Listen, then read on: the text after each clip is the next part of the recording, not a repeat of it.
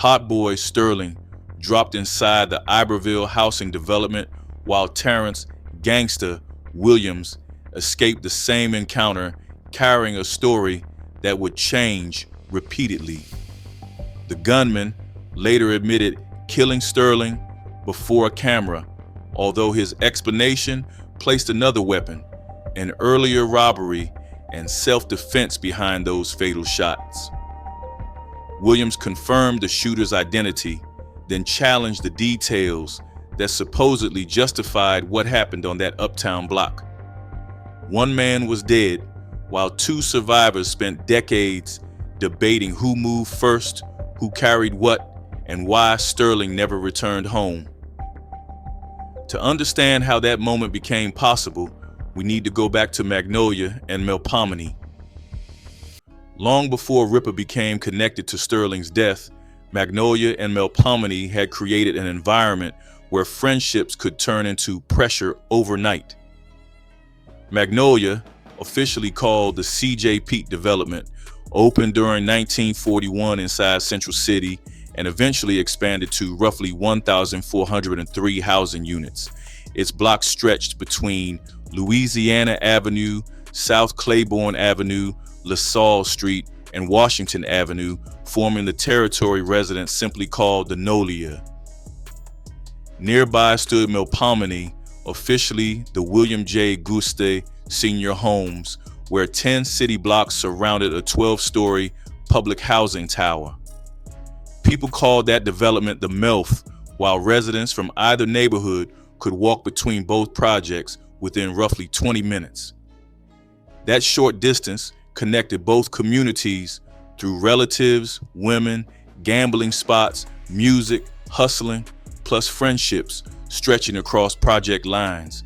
A Magnolia man might shoot dice inside the Melf, visit somebody's family, then return several days later without expecting any problems. However, another courtyard could treat that same visitor differently according to personal grudges, family history, or whichever clique controlled that section. There was no single leader directing every conflict, no fixed membership list, plus no formal declaration announcing Magnolia against Melpomene. Instead, one person's choices could pull cousins, partners, friends, or entire blocks into trouble they never personally started.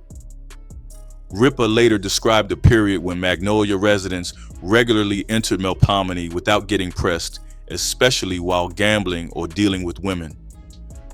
According to his version, tension hardened when Magnolia men started dealing directly with women related to members of a Hot Boys clique. That explanation remains Ripper's personal account, although it shows how private disrespect could quickly become neighborhood business across Central City. A robbery, relationship, fistfight, or rumor might place one man under pressure while other people inherited the consequences.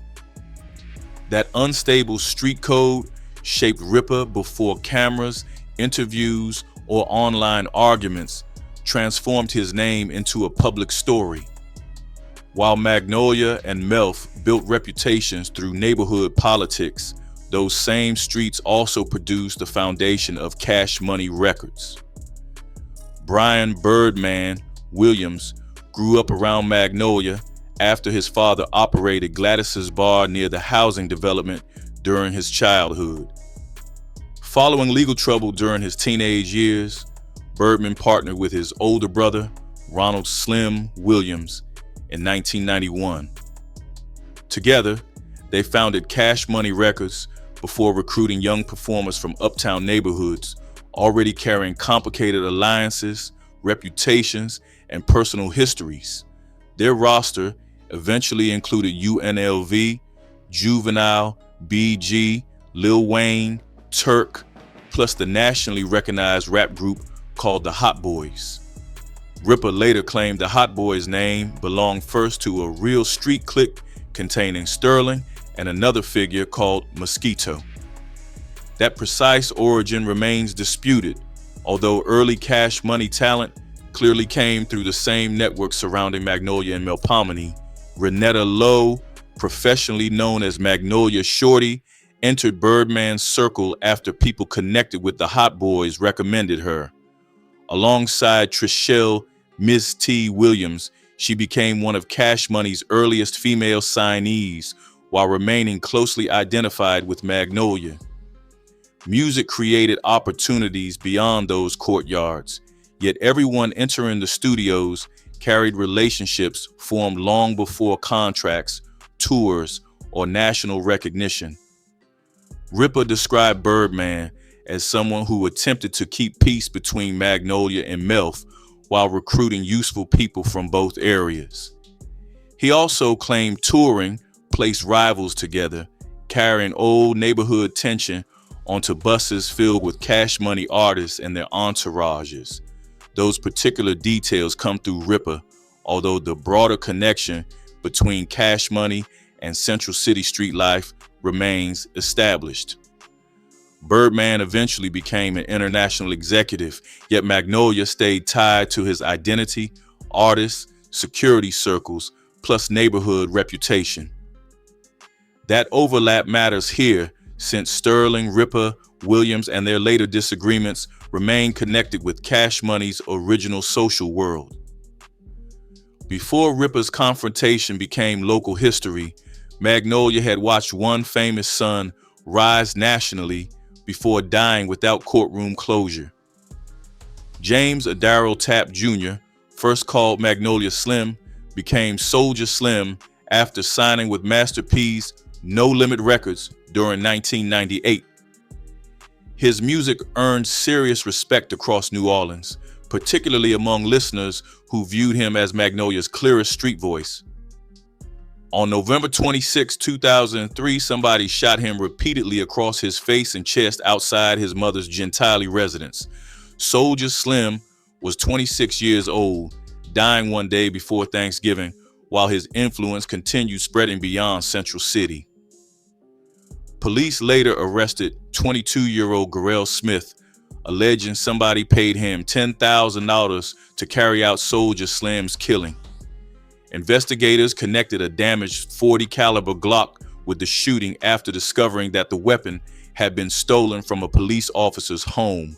Still, no witness agreed to testify, leaving prosecutors without enough evidence to move the criminal case forward.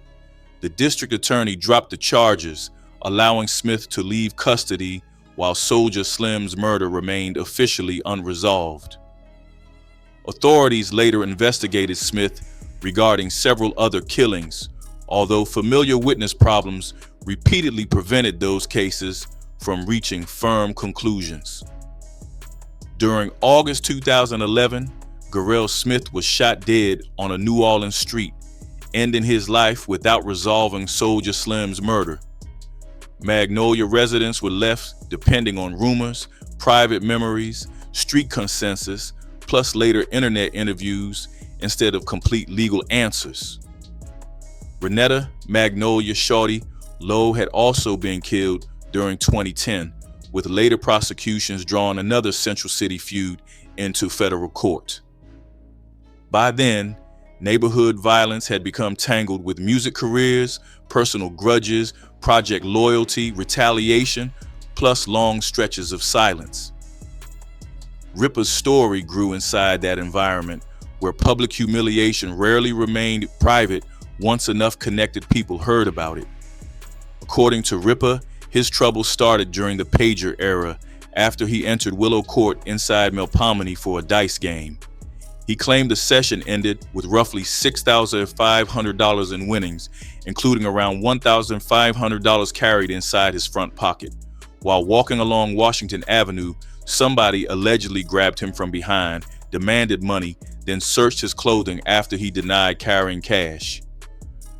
Ripper said the man removed his winnings, turned him around, then revealed himself as somebody associated with the Hot Boys.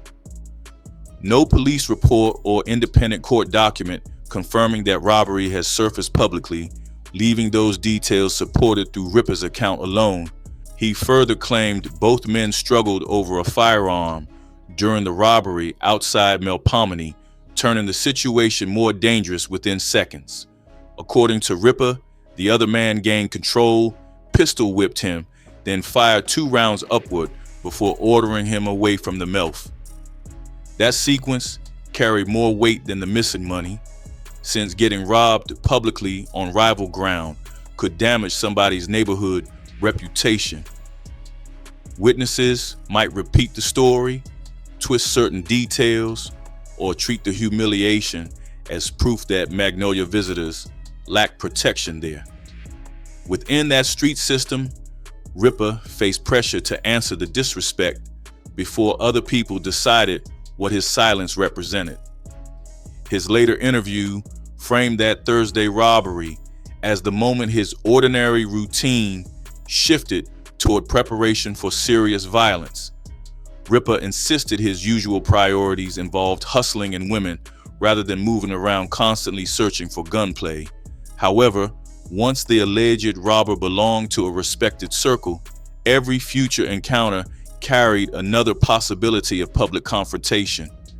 The cash could eventually be replaced, yet the pistol whipping pulled his reputation into a broader dispute involving Magnolia, Melf, plus the Hot Boys. By Saturday, that unfinished business had followed both men away from Washington Avenue toward a crowded Central City nightclub. Ripper said Club Detour became the familiar weekend gathering place for people connected throughout Magnolia, Melf, and surrounding neighborhoods. He entered on Saturday, while figures from both projects filled the area under tension that reportedly became noticeable almost immediately. According to his account, the man responsible for Thursday's robbery eventually crossed the street before approaching him directly. Their stare-down turned verbal when the other man challenged Ripper, bringing the alleged robbery into public conversation before numerous witnesses. Both men supposedly carried firearms, yet neither reached for one once their confrontation attracted everybody's attention. Instead, Ripper said they used their hands, trading punches while surrounding people moved away from the rapidly developing fight. He described his opponent as somebody known for fighting, which gave their exchange added weight among people watching nearby. Ripper also claimed neither man secured a clear victory, although the confrontation ended with a warning about their next meeting. That final threat changed the robbery into an active score, leaving both men expected to continue the matter somewhere else. Once news traveled across Central City, Ripper's pager reportedly filled with messages explaining exactly who he had just challenged. Those warnings expanded the conflict beyond 2 individuals, since Ripper claimed outsiders began bringing him weapons and ammunition afterward. In his telling, people from other projects armed him despite having limited personal connections, suggesting Sterling's reputation already carried weight across neighborhoods. Every detail cannot be independently verified, although Terrance Williams later confirmed that Ripper eventually killed his close friend Sterling. What started around dice money had progressed through robbery, humiliation, club pressure, fist fighting, threats, plus preparation for another armed encounter. Before that encounter arrived, later federal cases would reveal how personal project disputes could develop into something much wider. Years afterward, federal authorities targeted the young Melf Mafia through investigations involving New Orleans police, ATF, FBI, plus DEA personnel. That campaign eventually produced a 2014 superseding indictment naming 11 defendants connected with Melphomenia area racketeering, weapons offenses, violence, and murder allegations. During 2017, Lionel Allen received life imprisonment plus 35 years after federal prosecutors identified him as the organization's leader. Those prosecutions never proved every earlier Magnolia Melf story, although they documented how street alliances could grow into serious criminal networks. They also confirmed authorities considered Central City violence severe enough to require years of coordinated local and federal investigation. New Orleans had already created the 2012 NOLA for Life initiative, which targeted conflicts involving Melphomenia, Magnolia, and Calliope. That official response came long after residents had described project rivalries through blocks, cliques, funerals, friendships, plus retaliatory pressure. Even then, these disputes rarely followed simple organizational lines, since loyalty shifted through relatives, women, personal business, or neighborhood relationships. Somebody might enter rival territory peacefully one week, then return under threat after a dice game changed local expectations. Ripper's dispute followed that personal pattern, although its consequences would eventually reach Sterling, Williams, Birdman, courtroom testimony, plus internet audiences. By Ripper's timeline, only several days separated the Willow Court robbery from the confrontation around Club Detour. That short period gave neither side much time to cool down, while warnings and firearms reportedly circulated through connected neighborhoods. Their next meeting would not happen inside Magnolia or Melpomene, complicating every later disagreement about planning, aggression, weapons, plus self-defense. Instead, both men would cross paths inside Iberville, another housing development where Ripper claimed he had gone strictly to visit relatives. That unexpected meeting would finally produce the killing introduced earlier, although the surviving men would spend decades describing it differently. By Ripper's account, the next collision happened 5 days after the robbery and 3 days after the fight near Club Detour. He said he entered the Iberville Housing Development while visiting an aunt, cousins, and other relatives connected with that downtown neighborhood. Iberville sat outside Magnolia and Mel Pominy, which matters because Ripper later insisted he had not traveled there hunting anybody. While moving through the development, he reportedly spotted Hot Boy Sterling standing with Terrance, Gangsta, Williams, and an older Iberville figure. That chance encounter placed every warning from the previous weekend inside one small courtyard where nobody had much room to retreat. Ripper claimed Sterling recognized him immediately, called his street name aloud, then started moving toward him without asking any questions. According to Ripper, gunfire grazed his leg and knocked him down, while Sterling continued closing the distance between them.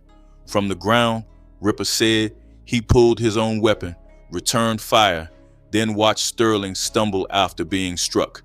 He further claimed he regained his footing and fired again, describing the final shots as finishing a threat that remained active. Those details come from Ripper alone, with no publicly available police report, charging document, or contemporary newspaper account confirming that exact sequence.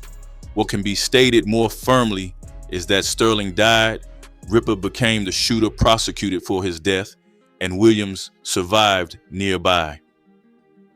Ripper claimed Williams ran away carrying a firearm before eventually reaching the NOPD 1st District Station to report his friend's killing. In Ripper's telling, Williams initially avoided naming him, then later provided his identity while the investigation continued. Ripper said he never surrendered voluntarily, although he believed the self-defense circumstances made Williams's identification less damaging than it appeared. Williams later agreed about the shooter's identity, yet he rejected nearly everything Ripper said regarding guns, aggression, and immediate danger. The Iberville location deepened that disagreement since Ripper presented his family visit as proof that the meeting happened unexpectedly. His version suggests Sterling entered the confrontation aggressively after recognizing somebody he had already robbed, fought, and threatened days earlier. However, the surviving witness would later frame the same afternoon without Sterling or Williams carrying weapons at all. That difference changes the entire legal and moral shape of the shooting, turning one version into self-defense while making another resemble an armed attack. With Sterling dead, the story could only move forward through the two surviving men who carried sharply different reasons for what happened. Terrance "Gangsta" Williams eventually addressed the killing publicly during a July 2024 Vlad TV interview, speaking as Sterling's closest friend and eyewitness. Williams confirmed that Ripper killed Sterling and served prison time, which supported the core outcome described throughout Ripper's earlier videos. However, Williams stated that neither he nor Sterling carried a gun during the Iberville encounter, directly challenging Ripper's most important claim. That denial also contradicted Ripper's assertion that Williams ran from the scene while holding a weapon before contacting police. Once that point changed, the alleged robbery and detour confrontation no longer automatically proved Sterling created an immediate deadly threat inside Iberville. Williams also criticized Ripper for discussing Sterling's death across YouTube, arguing that public storytelling could sound more like bragging than genuine remorse. His frustration carried extra weight because Sterling could not answer allegations involving the dice robbery, pistol whipping, nightclub fight, or supposed first shot. Yet Williams faced his own criticism from Sterling's family after appearing in court years earlier and giving testimony that reportedly benefited Ripper. According to Williams, he described Sterling's established reputation for violent confrontations, providing context that helped reduce the shooter's punishment. Sterling's mother reportedly viewed that testimony as blaming her son while assisting the same man responsible for taking his life. Ripper later displayed paperwork during a video titled "Ripper with the Paperwork, Gangsta Came to Court on Me," using those documents to support his claim. The complete underlying court file remains unavailable publicly, preventing independent confirmation of the exact charge, hearing, plea agreement, or sentencing calculation. Still, both men agree Williams testified, while Williams himself acknowledges that his words contributed to a shorter sentence. That shared detail creates another complication, since Williams disputed self-defense publicly, but apparently supplied courtroom information useful to that defense. Rather than resolving the case, his testimony left Sterling's mother, Ripper, and Williams carrying separate interpretations of loyalty, honesty, and legal responsibility. According to Williams, Ripper served roughly 5 years for Sterling's killing before returning home, although no public disposition identifies the exact conviction. Such a sentence would appear inconsistent with the completed first-degree murder conviction, yet the available source material cannot establish whether Ripper pleaded to manslaughter. Ripper's displayed paperwork suggests a documented proceeding existed, while Williams' testimony indicates Sterling's reputation became relevant during the legal process. Beyond those points, the paper trail remains unusually thin for a case involving a fatal shooting inside a major New Orleans housing development. No located docket number, indictment, sentencing transcript, or archived report clearly explains how prosecutors finally closed the matter. That silence contrasts sharply with the murder of Soldier Slim, which received national coverage even after witnesses caused the prosecution to collapse. Magnolia Shorty's 2010 killing later entered detailed state and federal proceedings involving named defendants, racketeering evidence, and documented convictions. Sterling's case apparently moved through court without producing comparable reporting, leaving the surviving participants to explain the result many years afterward. In neighborhoods where witnesses regularly feared retaliation, quiet resolutions often left families knowing less than defendants, lawyers, or investigators. Once social media provided a microphone, That missing record became open territory for old participants to rebuild the case through memory. Ripper said he had moved beyond Sterling's killing until repeated stories from Williams began circulating through interviews, clips, and neighborhood commentary. After people kept calling him about those versions, he decided to place his own account online during March 2023. His first major interview described the dice game, robbery, club detour fight, Iberville shooting, prosecution, and Williams's later courtroom involvement. Follow-up videos expanded the dispute, including one about approaching Williams with a rifle and another centered on the alleged court paperwork. What had once survived through Project Gossip became an online series where every new explanation created another argument over motive and self-defense. Williams answered through the Vlad TV, while Ripper continued rejecting the rumor that Sterling's death started over somebody stepping on expensive shoes. Ripper insisted the dispute began with armed robbery and humiliation, whereas Williams denied that Sterling or he carried weapons during the fatal encounter. Their disagreement attracted viewers familiar with Magnolia, Melf, Cash Money, and the street history surrounding Central City. Each man controlled only his own memory, while Sterling remained represented through accusations, tributes, and stories told by people who survived him. That imbalance kept the case active long after Ripper completed his sentence and the original buildings started disappearing. Ripper later widened the argument by claiming Brian "Birdman" Williams had sided with Gangsta Williams during their renewed public dispute.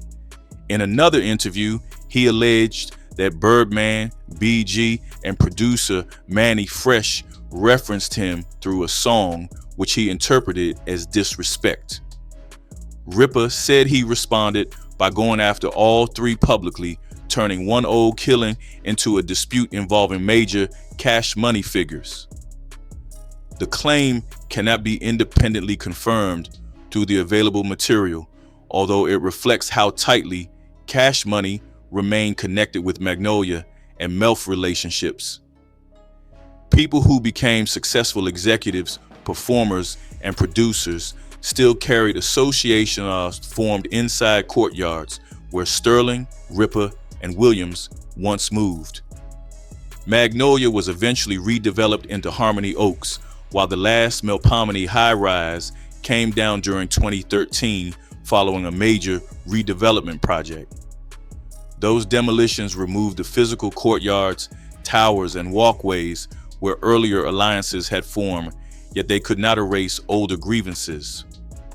Renetta, Magnolia Shorty, Lowe's 2010 murder showed how those conflicts could reappear through another generation and another neighborhood. Her killing, alongside Jerome Man Hampton, later became part of federal racketeering convictions involving McCoy, Rat Walker, and Terrance T-Red Oni. Unlike Sterling's case, that prosecution produced a detailed record named organizations, federal testimony, plus convictions that remain publicly traceable. More recent online posts have described Ripper and Williams apologizing and settling the public dimension of their disagreement during 2026. Even so, peace between two survivors cannot decide who fired first, who carried weapons, or how Sterling's family understands his death. Their reconciliation closes an argument between Ripper and Williams, rather than reopening the courtroom or returning Sterling's voice to the story. What remains is the same Iberville image introduced earlier, with one man dead while two survivors continued explaining the afternoon differently. Across Magnolia and Melf history, that pattern stayed familiar, since bodies often produce silence before memories finally reach the camera.